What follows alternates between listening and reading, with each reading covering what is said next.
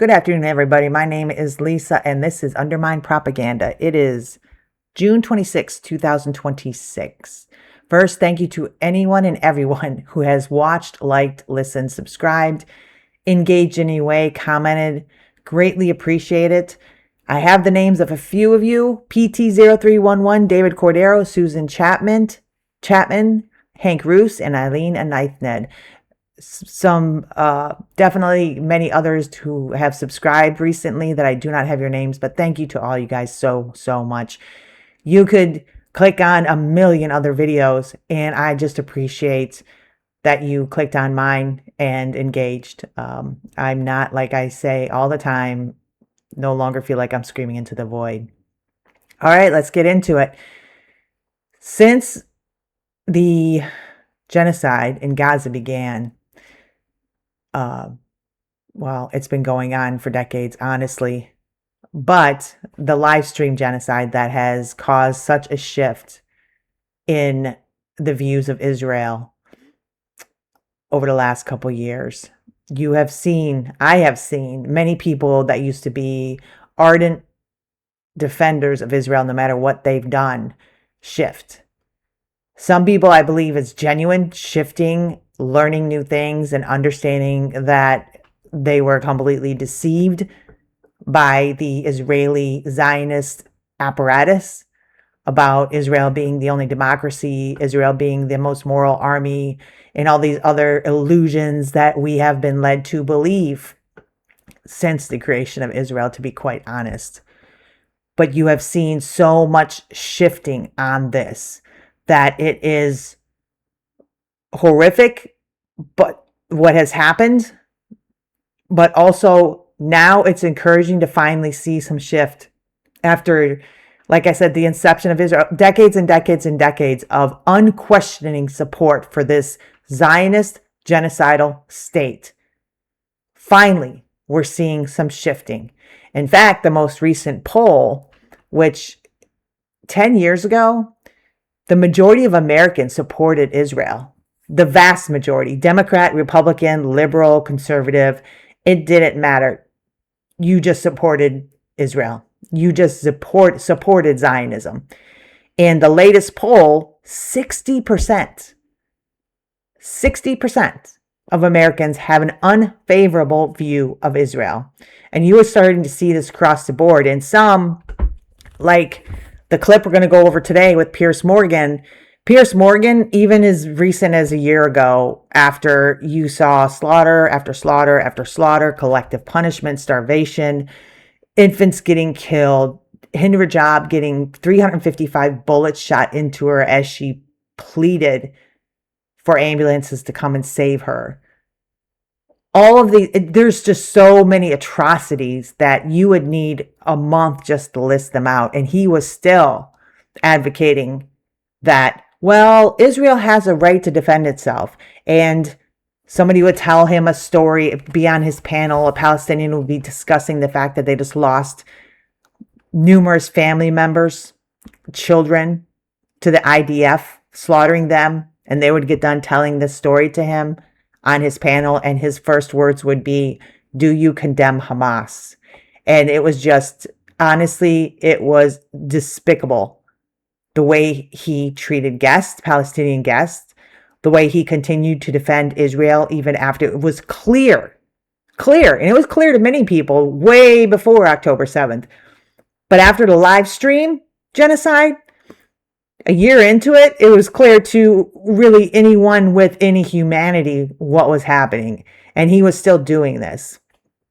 However, in the last couple months, rather it be the shifting winds of it being okay to finally call out these Zionists on their bullshit, now it's okay in many circles that where it wasn't before. I mean, you've seen this start to happen even on Joe Scarborough is pushing back on Israel on MSNBC. You did not see that. Would not have ever seen it. He would have been fired even a year ago. And now there's this opening where it's okay to do that. And I don't know, I'm not in Pierce's head to know if he shifted because now it's okay and this is really the way the winds are blowing, or if he really truly believes in his heart and soul that he was wrong and this is bullshit. This is slaughter of innocent civilians. So now he's taken a different position. We're going to put that aside, regardless of whatever it is. It's still so important, I believe, to see on all different platforms in all different arenas, pushing back on these lies, on these deceptions that we've been force-fed our entire fucking lives. So in this clip from yesterday or day before, John Spencer, who is a scholar of war, aka Zionist Hasbro propagandist for Israel, for the government, for the IDF, came on Piers's show to make the case that the IDF has the most ethical, moral, best ratio of combatant to non-combatant death in any war in modern history, because they're the most moral army you see. And because they are the most moral army, they do everything they can to protect civilians. And because they do everything they can to protect civilians, they have the lowest ratio of non-combatant to combatant deaths, or combatant to civilian deaths in this war, which is not a war, by the way, in this genocide in Gaza. Piers does a fantastic. He has now taken his talents and he's using them for good instead of evil. He didn't say, do you condemn Hamas? Well, of course he went to this guy because this guy does. But you haven't even heard him say that recently. And in this interview, Piers really does a good job of just tying John Spencer's hands up on this issue, which was not very difficult, as you will see when we play it. John Spencer just falls all over himself, trying not to answer a legitimate question that Piers poses to him about the fact of whether or not they have the best ratio in non-combatant to combatant deaths in this conflict. All right, let's go ahead and take a listen to this and see what Piers does with his powers. Okay, here we go. Do you believe that the ratio of civilian deaths to enemy combatant terrorist deaths in Gaza, for example, is the best ratio, if you like, that we've seen in modern warfare? Is that your belief? And so I stated that early in the war when there were people doing false comparative analysis. But do you still believe that about Gaza? Absolutely. Okay, so my question for you is very simple. It's aggregated. Okay, but my question for you is very simple. Piers, what is the... No, but hang on, John. Let me finish my question. I will let you answer. I will let you answer, but because you said that, let me just give you my question, which is this. Sure. To make that assessment, you would have to know how many civilians have been killed, wouldn't you? Yep. So how many is it? So I take both the numbers that we all have available. I don't filter them through some prism of intentionality and already. But no pro-Israeli guest has been able to tell me the numbers, so maybe you can enlighten everyone. Prism of intentionality? Seriously? John is doing everything he can not to answer the question here, because he knows that it's a genocide. He knows that the number of civilians killed is so far beyond any combatant that the answer to this question would just take their notion of the most moral army and just crumble it. However, they've done that anyway. That's already done. That ship sailed, by the way. But prism of intentionality, and so he is trying to just use words and phrases that really don't even make any sense to try to divert and distract and deflect. That's what he's doing here, so he doesn't have to answer the question. And Piers is absolutely right. In order for you to make that assertion that your ratio of killing non-combatants to combatants is the lowest in modern warfare, you would have to have a number. You would have to know what the number is to be able to compare and do the math, literally do the math to be able to say that. But he does everything he can to obfuscate from this. Everybody. How many civilians have been killed in Gaza? Sure. So I take the Hamas number that they provide, which doesn't distinguish between civilian and combatants. And then I take the one that Israel provides. I have done enough research on all the numbers of any urban battle to understand when do we have a number, and then how is it determined? Sure, so how many civilians have been killed? According to Hamas, 72,000. What is your belief? My belief is that we don't have a number, but if we take Hamas's number and then we compare it to Israel's numbers of combatants. Okay, one, he just said, my belief is we don't have a number. You just said you don't have a number.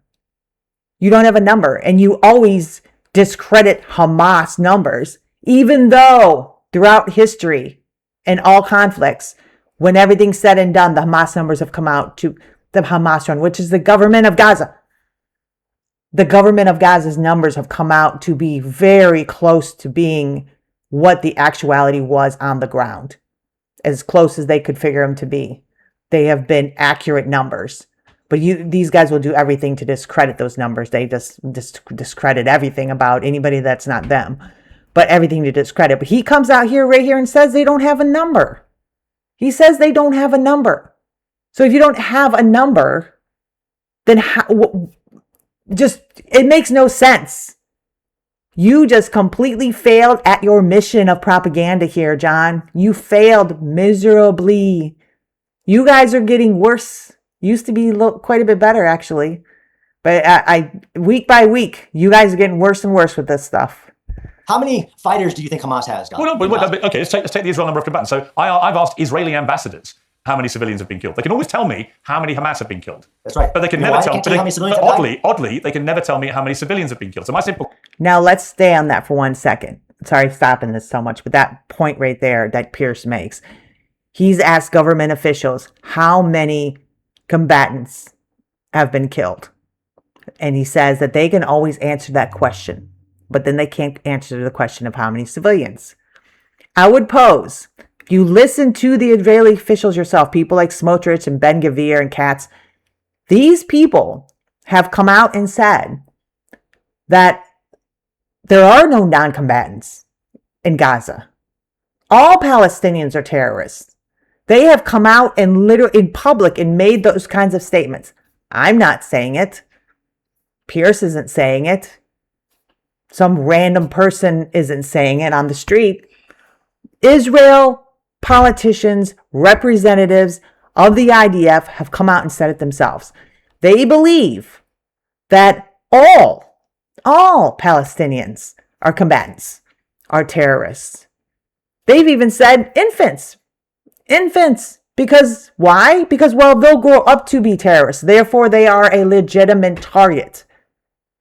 An infant breastfeeding from his mother, shot in the head, literally happened. Just one of a million atrocities. To them, that infant is a combatant because that infant will grow up to resist their occupation, to resist Israel's oppression. So perhaps the reason they can answer Piers, these officials can answer Piers so quickly and confidently about how many combatants have been killed in Gaza, but they can't answer civilians is because they don't believe there are any civilians. They believe all Palestinians are legitimate targets for being killed. Something to think about. I mean, it might be quite obvious, actually, to most of us, but just the fact that he brings that the way he brings that up. Question for you is to make the assessment that the ratio has never been better than it is in Gaza in terms of combatants killed compared to civilians. You'd have to know both numbers. You have to, right? So my question again is simple: how many civilians have actually been killed in Gaza? So that would be a question. You don't know, do you? You don't know. So when people talk about how many civilians have died, you just started the show talking about an indiscriminate number, high number of civilians. You too don't have access to information to know that body. No, but you're the one making the claim that the ratio is the best we've seen. I don't think it's unreasonable. I don't think it's unreasonable, John, in that context of that claim, to simply ask you that obviously to make that assessment, you must know how many civilians have been killed and how many Hamas terrorists have been killed. If you don't know, I don't know how you can make the assessment. I mean, I guess you could challenge the qualitative analysis of any war in the history of war. I'm only asking you about your claim. You said it was the best ratio, and yet I'm simply asking you, okay, so what is the ratio? How many civilians? How many Hamas? And I'm trying to explain to you the qualitative analysis. Do you know the answer or not? Yes. What is it? It is based on Hamas's number. Just give me a number of civilians who've been killed. Oh my God. For you to make your judgment that the ratio is the best in modern times. You can only say qualitative analysis so many times. Come up with a new couple words there, John. At least a new couple words. You can't answer the question, but at least use some different words. Okay, that's your claim. I respect your right to have a claim, but to back it up, you have to know the two numbers. You have to be able to tell me this number of civilians were killed and this number of Hamas, and then we can all decide whether that is the best ratio of modern times. But if you don't know, now's your chance to say, actually, I don't know, because I don't think you do you? Excellent job, Piers. Excellent job. I must say, as much as I've disagreed and you have frustrated me tremendously and so many others over the last couple of years, great job. You are actually doing good with your talent instead of evil. And it is a beautiful thing to see these shifts happen. Like I said, positive views of Israel, I should say unfavorable views of Israel by Americans are now 60%. I've never seen a number like that in my lifetime. It is a seismic shift. The Overton window is moving on this. It is right now, as we speak, it is moving on this. You can see it in the elections in New York, where a Palestinian activist 2 years ago at Columbia was arrested for standing up for the Palestinians and against Zionism. And she was arrested 2 years ago. 2 years later, she won her primary. 2 other pro-Palestinian anti-Zionist candidates won their primaries in New York. So we can see it shifting every single day. Quick enough? Nope. Should have never been like this to begin with. Should I have been more educated and educated myself way before 10 years ago? I've been on this earth a long time. I walked around in illusion on this issue for many years of my life. But never too late. It's too late for a lot of people, I should say. But it's not too late to keep challenging these narratives. And like I said, good job, Piers. Normally you get on my last nerve, but in this interview, you did a great, fantastic job on this. John actually put out, I saw on X earlier today, this huge diatribe breaking down how he came up with the numbers to support his claim that Israel has the best ratios of any modern warfare as far as non-combatant and combatant deaths. And it's just a gobbledygook of crap, lies, propaganda. No one believes you anymore. No one. The only people that do is people that want to, because it benefits them. It benefits their career. They're getting paid, or they're just complete psychopaths. And they literally believe that you guys are entitled to commit genocide against the Palestinians and Lebanese and Iranians. There's that group. However, people are shifting. Times are changing. And again, I'll just repeat it. It was good to see. All right, guys. Anybody that watched, I greatly appreciate it. If you found anything of value, anything at all interesting, please like, please share, comment, let me know what you think. Do you think that we are legitimately going to shift away from support for Israel as times go on and more is revealed and more politicians are elected that are actually pro-Palestinian? Do you believe that we're actually on a movement towards socialism, towards pro-Palestinian, against Zionism and that project of Greater Israel and their control over the American political system? Or am I just under a hopeful illusion here? I don't believe I am. I believe that we're going to shift, and perhaps not in my lifetime, but it's going to happen within the next decade or two. I truly believe that we are going to see better times. Some people are going to come to justice. Alrighty, again, thank you so much. If you found anything valuable or interesting, please like, comment, share, and subscribe, guys. It's free to subscribe. Just hit that button. And importantly, I hope you guys find some peace in the rest of your day. Thank you so much for watching, guys. Talk to you soon. Bye.